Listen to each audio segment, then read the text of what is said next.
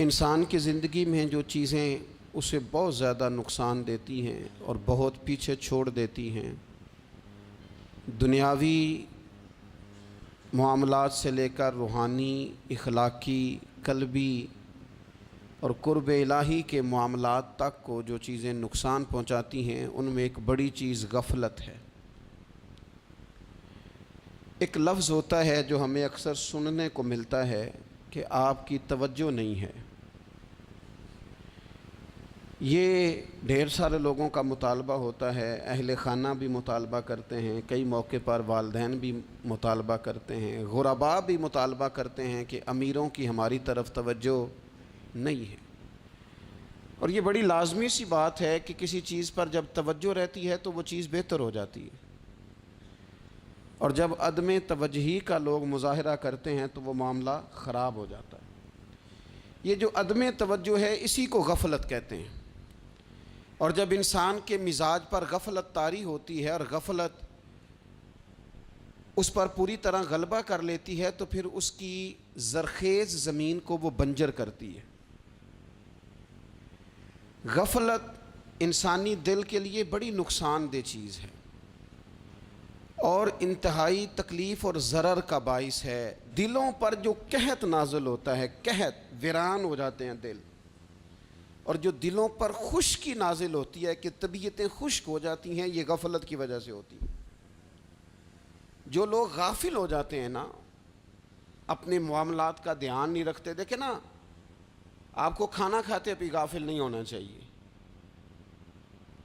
اگر کھانا بھی غیر معتدل کھا لیا جائے تو وہ انسان کی طبیعت کے لیے باعث ضرر بن جاتا ہے، نقصان کا باعث بنتا ہے۔ بات کرتے ہوئے بھی غافل نہیں ہونا چاہیے، کئی دفعہ جملے ایسے نکل جاتے ہیں جو انسان کے لیے پھر شرمندگی کا باعث بنتے ہیں۔ انسان کو غافل ہو کر کوئی کام نہیں کرنا چاہیے، غافل ہو کر، مدہوش اور بے ہوش ہو کر نہیں۔ غفلت دل کو ویران کرتی ہے، طبیعت میں خشکی لاتی ہے۔ غافل کبھی نہ بنے۔ قرآن مجید فرقان حمید نے ارشاد فرمایا کہ اقترب للناس حسابہم، فرمایا لوگوں کے حساب کا وقت قریب آ گیا، وہم فی غفلۃ معرضون، اور وہ ابھی بھی غفلت میں منہ پھیرے ہوئے ہیں۔ ٹائم آ گیا حساب دینے کا، لیکن وہ ابھی بھی غافل ہیں۔ ہمارے جو زیادہ تر نقصان زندگی میں ہوئے ہیں وہ صرف ہماری غفلت کی وجہ سے ہوئے۔ ہم نے چیزوں پر توجہ نہیں دی، چیزیں گڑبڑ ہو گئیں۔ جس آدمی نے پھول لگائے ہوں، پھل لگائے ہوں، کھیتی لگائی ہو، وہ دانہ ڈال کے پانی دے کے فارغ نہیں ہو سکتا، اسے توجہ کرنی پڑتی ہے۔ اور کسی نے کہا تھا مالی جیندے ہون تو پھر بوٹے سوکدے نہیں، اگر موجود ہونا ان کو سینچنے والا، رکھوالی کرنے والا، تو پھر ان کی جڑیں کبھی خشک نہیں ہوا کرتی۔ ہماری جو غفلتیں ہیں یہ بڑی ضرر کا باعث ہیں، نقصان کا باعث، اور مجبوری معاف ہوتی ہے، غفلت معاف نہیں ہوتی۔ اسکول میں پڑھتے تھے، مدرسے میں پڑھتے تھے، تو ایک مجبوری ہو گئی جی، خدا نخواستہ گھر میں کوئی پریشانی ہو گئی تو اساتذہ اس پر سزا نہیں دیتے۔ کوئی خوشی کا موقع ہے گھر میں، فیملی میں کسی کی شادی ہے، اساتذہ اس پر سزا نہیں دیتے۔ لیکن اگر کبھی پتہ چلتا تھا نا کہ یہ گھر سے تو آیا تھا لیکن مدرسے نہیں آیا، یہ اسکول نہیں آیا، رستے میں غافل ہو گیا، تو یہ بات خوفناک تھی۔ یہ قابل سزا جرم تھا کہ تو غافل ہو گیا اپنی پڑھائی سے، تو گھر سے آیا اور یہاں نہیں آیا۔ غفلت قابل سزا ہوتی ہے، مجبوری کی معافی ہوتی ہے۔ ہمارا آج کل جو مسئلہ ہے وہ غفلت کا ہے۔ ڈھیر سارے لوگ ہیں، سمجھدار بھی ہیں، سیانے بھی ہیں، معاملہ فہم بھی ہیں، باشعور بھی ہیں، تعلیم کی ڈگریاں بھی رکھتے ہیں، لیکن اگر ان کی زندگیوں کی تکلیفوں کو دیکھا جائے اور بے آباد روح کو دیکھا جائے اور سجدوں سے ان کی دوری کو دیکھا جائے تو ایک ہی بات سمجھ میں آتی ہے کہ پتہ سارا ہے لیکن لے ڈوبی ہے غفلت، توجہ نہیں کی۔ لائق بچہ بھی نالائق ترین زندگی گزارتا ہے، اس لیے کہ اس کے لائق ہونے کے ساتھ ساتھ اس کا توجہ کرنا بھی تو ضروری ہے نا۔ نرے لائق کا کیا فائدہ اگر وہ محنتی نہیں، اگر وہ توجہ ہی نہیں کرتا، اپنا سبق دھیان سے سنتا پڑھتا ہی نہیں، تو بھی جتنا مرضی لائق ہو پیچھے رہ جائے گا۔ اور کئی نالائق ہوتے ہیں، رٹا لگا کے پاس ہوتے ہیں، پر چلو رٹا تو لگاتے ہیں نا، محنت تو کرتے ہیں نا، جد و جہد تو کرتے ہیں۔ کئی نالائق جد و جہد کے باعث آگے گزر جاتے ہیں، اور کوئی اسی چکر میں رہ جاتے ہیں، میں بڑا لائق ہوں، کل پڑھ لوں گا، پرسوں پڑھ لوں گا، ہفتہ تیاری کر کے پاس ہو جاؤں گا۔ اپنی زندگی سے غفلت کا پردہ اٹھائیں، اور غفلت اس کے لیے فیصلہ کرنے کی ضرورت ہوتی ہے، پلاننگ کرنے کی نہیں، فیصلہ کرنے کی ضرورت ہوتی ہے کہ میں نے اب غفلت کرنی۔ ہم نہ جب بھی کوئی پروگرام بناتے ہیں تو منصوبہ بندی شروع کر دیں، منصوبہ بندی نہ کریں، فیصلہ کریں، کہیں کہ میں نے غافل نہیں ہونا۔ غفلت غرق دنیا کا نام ہے، اپنے آپ کو غفلت سے بچائیں۔ آپ دیکھیں حضرت کعب بن مالک رضی اللہ تعالیٰ عنہ فرماتے ہیں، بخاری میں موجود ہے، فرماتے ہیں کہ جنگ میں پیچھے رہ گیا تھا، میرا خیال تھا کل چلا جاؤں گا، گھوڑے اور سواریاں میرے پاس تیز ہیں، مضبوط ہیں، پرسوں چلا جاؤں گا، تیزی سے بھاگ کے میں پہنچ جاؤں گا، میں قافلے کے ساتھ شامل ہو جاؤں گا، لیکن بس تھوڑی سستی ہو گئی، ذرا غفلت ہو گئی۔ آپ فرماتے ہیں جب سب لوگ چلے گئے حضور علیہ السلام کے ساتھ جہاد میں اور میں پیچھے رہ گیا، تو پھر جب چند دن گزر گئے اور محبوب کے واپس آنے کا ٹائم ہو گیا، تو اب میں غور کرتا سمجھتا تو مجھے مدینے میں یہاں بزدل لوگ نظر آتے، اور کون نظر آتے؟ جو منافق تھے، وہ منافق بزدل دکھائی دیتے، یا مجھے عورتیں اور بچے دکھائی دیتے۔ میں پریشان ہوا، حضور واپس آ گئے۔ جنہوں نے بہانے کیے تھے نا منافقین نے، یہ مجبوری تھی اس لیے نہیں جہاد پہ گئے، یہ جنہوں نے بہانے کیے تھے انہیں مل گئی معافی، اور میں نے سچ بولا، میں نے کہا یا رسول اللہ میں غافل ہو گیا تھا۔ اب کہتے ہیں میں نے جب کہا نا حضور سستی ہو گئی تھی، ذرا غفلت ہو گئی، تو بندہ محبوب سے ہی غافل ہو جائے، بندہ وہیں سے غافل ہو جائے۔ جو دم غافل سو دم کافر، سانو مرشد اے ہو پڑھایا۔ جب کہا نا حضور وہ غلطی ہو گئی، کوئی مجبوری نہیں تھی، تو فرماتے ہیں باقیوں کو معافی مل گئی، میرے ساتھ حضور ناراض ہو گئے۔ ایک دن نہیں، 2 دن نہیں، 50 دن حضور ناراض رہے۔ مدینے کی گلیوں نے مجھے پہچاننا چھوڑ دیا، در و دیوار سے مجھے یوں لگتا تھا کہ میں پردیسی ہوں۔ فرماتے ہیں میں مسجد میں آتا تھا، میں جب محبوب کو دیکھتا تو حضور رخ انور پھیر لیتے، اور مجھے پتا تھا جب میرا چہرہ ادھر ادھر ہوتا تو پھر کریم رحمت کی نظر فرماتے۔ فرماتے ہیں 50 دن مسلسل، پھر مجھے حکم ہوا کہ بیوی بھی بھیج دو، میکے بچے بھی بھیج دو، ننھال یعنی تنہا رہ جاؤ۔ فرماتے ہیں وہ میں نے قید تنہائی کاٹی، لیکن شکر اللہ کا یہ ہے کہ میں سچا تھا، بس ذرا بھول گیا تھا، بس ذرا غفلت ہو گئی تھی۔ تو فرماتے ہیں پھر اللہ تبارک و تعالیٰ نے میرے اوپر فضل یہ فرمایا کہ میری توبہ کا اعلان رب نے قرآن مجید میں فرمایا۔ تو غافل نہ بنے کبھی بھی، ہمارا نا مسئلہ یہ ہے، اور آپ نے ناراض نہیں ہونا، ڈھیر سارے لوگ غافل ہو جاتے ہیں، مالدار بھی غافل ہیں، صاحبان علم بھی الا ماشاء اللہ بہت ساری جگہوں پہ غافل ہیں۔ جن لوگوں کو 4 لوگ جاننے لگ جاتے ہیں، کوئی مقام حاصل ہو جاتا ہے، وہ بھی بہت ساری جگہوں سے غافل ہو جاتے ہیں الا ماشاء اللہ۔ غفلت بڑی تکلیف والا منظر ہے۔ جو لوگ سمجھتے ہیں نا میں اب گڈ بک میں آ گیا ہوں، اب میں اچھا ہو گیا ہوں، اب میرے لیے خیر کہا جاتا ہے، مجھے اچھائی شاید یہ مستقل میرے ساتھ رہے گی، تعریف ہی ہوگی ہمیشہ، وہ بھی غافل ہو جاتے ہیں۔ اور یہ غفلت ٹھیک نہیں ہوتی۔ وجہ دیکھنی چاہیے کس وجہ سے انسان کو وقار مل رہا، عزت مل رہی۔ اپنی زندگی سے غفلت کو اتار پھینکیں۔ تھوڑی دیر کی تو غفلت ہوتی ہے، لمبی تو نہیں۔ 2 منٹ کے لیے صرف اس نے ڈرائیونگ کرتے ہوئے چہرہ موبائل کی طرف کیا تھا، 2 ہی تو منٹ لگے تھے۔ لمحوں نے خطا کی تھی، صدیوں نے سزا پائی۔ لمحوں نے خطا کی تھی، صدیوں نے سزا پائی۔ ایک لمحے کے لیے غافل ہوئے تھے اور صدیاں، نسلیں روتی رہ گئیں پیچھے۔ بچے تڑپتے رہ گئے، اہل خانہ پریشان رہ گئے، ماں باپ ساری زندگی روتے رہے، لیکن یہ 2 منٹ کے لیے یہ غفلت جو ہے یہ بڑی تکلیف والا معاملہ. اپنی زندگی سے غفلت کو اتارنا ہے، غافل نہیں بننا، ہر وقت توجہ اور ساری باتوں پہ توجہ. بعض اوقات لوگ ایک طرف توجہ کر کے ایک طرف سے غافل ہو جاتے ہیں. نہ، توجہ ہمہ پہلو رکھنی ہے.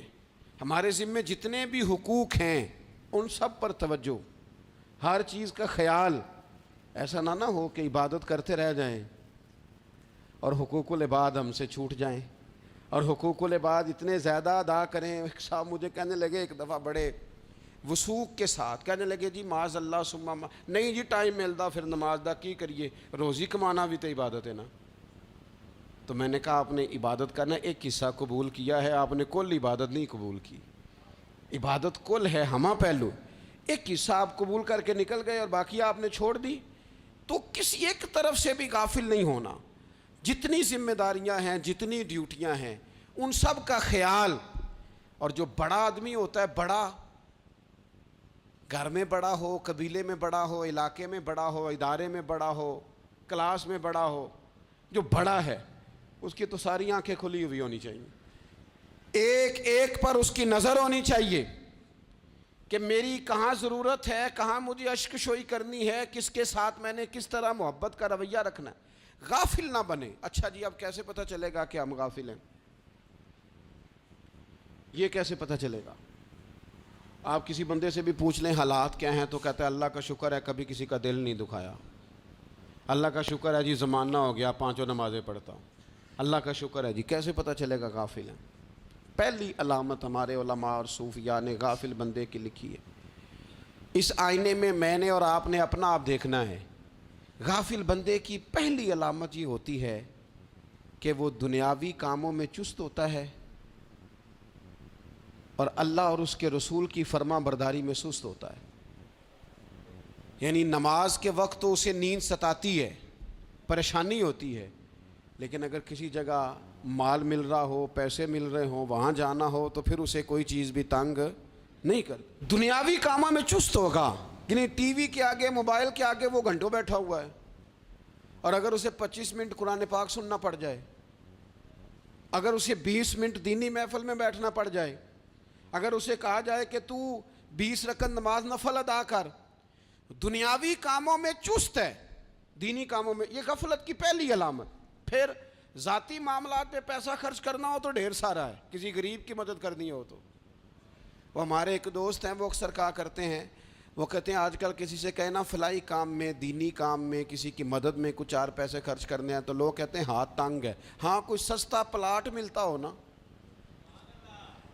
اور اگر یہ سمجھ آ جائے کہ وہ مجبور ہے بیچارہ بیچنے والا، تو پھر کہتے ہیں میں 2-3 دوستوں کو پھاڑ لے سن. ذاتی کاموں میں جب بندہ چست ہو اور دینی کاموں میں سست ہو تو مطلب یہ ہے کہ بندہ غافل ہے. پہلی علامت غفلت کی. اور غفلت کی دوسری نشانی یہ ہے کہ انسان گناہ کے کاموں کو معمولی سمجھنے لگ جاتا ہے. یہ غافل بندے کی نشانی ہے. گناہ کو معمولی سمجھتا ہے، چھوٹا سمجھتا ہے. آج کل لوگ کہتے نہیں میں کو اکیلا کر رہا ہوں، ساری دنیا ہی کرتی ہے. اور جناب کیا ہو گیا اگر یہ غلطی ہو گئی تو بندے سے ہو ہی جاتا ہے. گناہ کو معمولی سمجھنا، چھوٹا سمجھنا اور کہنا پھر کیا ہو گیا ہے، انسان سے غلطی ہو جاتی ہے. آپ دیکھ لیں کہ سینکڑوں بیسیوں گناہوں کا بوجھ ہمارے سروں پہ ہوتا ہے، لیکن کوئی ہمارا دبدبہ ہے، کوئی ہماری گفتگو ہے، کوئی ہمارے جملوں میں خود پسندی ہے، کوئی ریاکاری ہے، کوئی تصنع ہے. یہ غافل بندے کی علامت ہے. نبی اکرم صلی اللہ تعالی علیہ وآلہ وسلم نے فرمایا مومن اپنے گناہوں کو پہاڑ کی طرح سمجھتا ہے. یہ بخاری میں حدیث ہے. مومن پہاڑ کی طرح جانتا ہے اور وہ ڈرتا ہے کہ کہیں وہ پہاڑ اس کے اوپر گر نہ جائے، یعنی کہیں مجھے میرے گناہ کی سزا نہ مل جائے. چھوٹے گناہ کو بھی پہاڑ جانتا ہے، یار مجھ سے غلطی ہو گئی، مجھے ٹھیک کر لینی چاہیے، مجھے معافی لے لینی چاہیے، مجھے توبہ کر لینی چاہیے. مومن اپنے اوپر گناہ کو پہاڑ کی جانب سمجھتا ہے. اور حضور علیہ الصلوۃ والسلام فرماتے ہیں کہ یہ جو فاسق اور فاجر ہوتا ہے نا، اللہ کا نافرمان، یہ گناہ کو مکھی کی طرح سمجھتا ہے، یہ سمجھتا ہے میں نے اشارہ کرنا ہے مکھی نے اڑ جانا ہے۔ مومن کی علامت یہ ہے کہ وہ پہاڑ جانتا ہے اگر غلطی ہو جائے تو پہاڑ۔ امام اعظم ابو حنیفہ رحمۃ اللہ علیہ گزر رہے تھے تو بارش ہو گئی تھی اور کوفہ میں کیچڑ تھا، تو آپ نے جو جوتے پہنے ہوئے تھے ان جوتوں سے چلتے ہوئے نا آپ کے پاؤں سے کچھ مٹی اڑی، تو سامنے ایک یہودی تھا، اب اس زمانے میں دیواریں کچی ہوتی تھیں، اس کے دیوار پر جا کے وہ مٹی جو تھی وہ لگ گئی۔ اب امام صاحب بڑے پریشان ہوئے کہ میں نے اس کی دیوار کو آلودہ کر دیا۔ یہاں تو لوگ اپنی اینٹیں رکھتے رکھتے کئیوں کی دیواریں توڑ ہی دیتے ہیں، اور پھر وہ اس پر ماننے کو بھی تیار نہیں ہوتے، تسلیم کرنے کو بھی تیار نہیں ہوتے۔ وہ کہتے ہیں پھر کیا ہو گیا، اب ہمارا یہاں گھر ہے تو ہم نے ٹرالی منگوانی نہیں تھی، ہمارا حق بنتا تھا۔ امام صاحب کے پیروں سے ذرا کیچڑ اڑا، یہودی کی دیوار پہ لگا، اس کی کچی دیوار تھی۔ امام صاحب پریشان ہو گئے، سوچنے لگے کہ اگر میں دیوار سے یہ کیچڑ اتارتا نہیں تو یہ بھی زیادتی ہے، میں نے اس کی دیوار کو گدلا کر دیا، اور اگر میں اتارتا ہوں تو کچھ مٹی اس کی دیوار کی بھی اتر جائے گی، کچی دیوار ہے، یہ بھی زیادتی ہے۔ مومن گناہ کو پہاڑ کی طرح سمجھتا ہے کہ کہیں گر نہ جائے، اس کی بھی کہیں سزا نہ مل جائے۔ امام صاحب نے اس کے دروازے پہ دستک دی، وہ باہر آیا تو اتفاق سے وہ آپ کا مقروض بھی تھا، اس نے پیسے دینے تھے۔ باہر نکلتے ہی کہنے لگا اوہ آپ تو قرض لینے آ گئے، میرے پاس تو ابھی گنجائش نہیں ادا کرنے کی۔ تو امام صاحب کہنے لگے تو قرض چھوڑ، وہ میں نے معاف کیا، میرے سے غلطی ہو گئی ہے، میں آ رہا تھا، لکڑی کے جوتے اس زمانے میں کھڑاؤں لوگوں نے پہنے ہوتے تھے، کہا وہ میرے پیروں سے ذرا کیچڑ اڑا ہے، تیری دیوار پہ لگ گیا ہے۔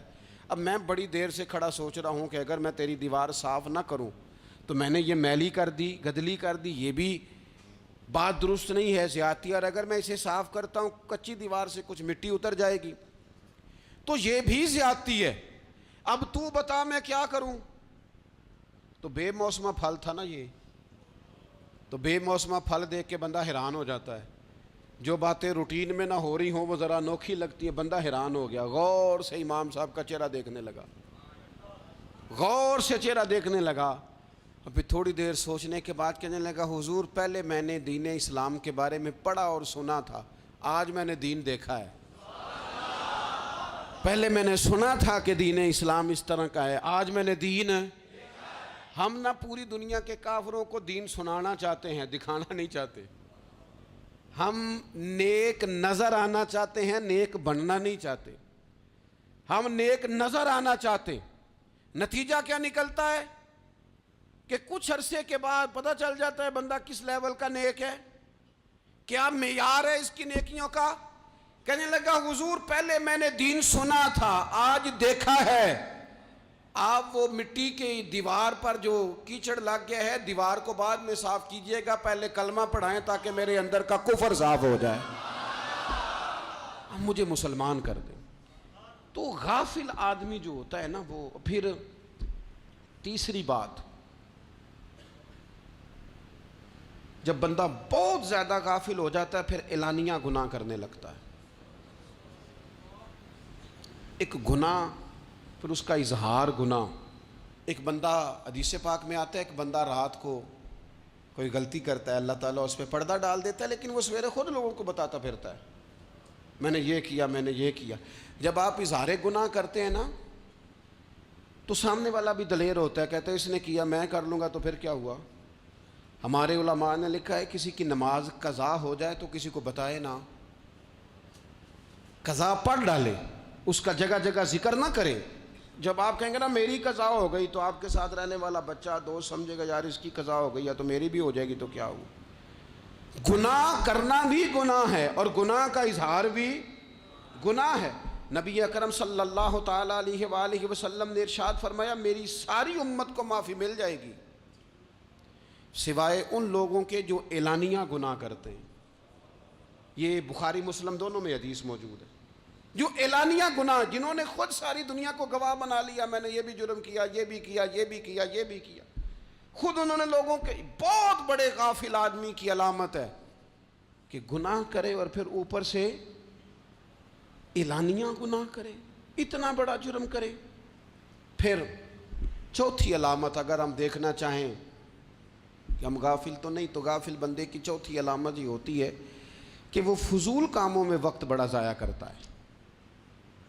فضولیات میں ادھر بیٹھے ہیں ادھر بیٹھے ہیں, یہاں گپ شپ ہو رہی ہے, وہاں موبائل دیکھا جا رہا ہے, پھر کچھ ٹائم ملا ہے تو پھر کہیں دور دراز کسی ہوٹل پہ کھانا کھانے چلے گئے, پھر کچھ ٹائم ملا تو چلو نکلتے ہیں ذرا کوئی ہفتہ سیر کر آتے ہیں, یہاں گپ شپ ہے, فلاں کو ڈسکس کر لیتے ہیں, فلاں کے بارے میں بات کر لیتے ہیں, سیاسی تبصرے کر لیتے ہیں, یہ تھوڑی گفتگو ہو جاتی, چلے محلے داروں پہ تبصرہ شروع کرتے ہیں.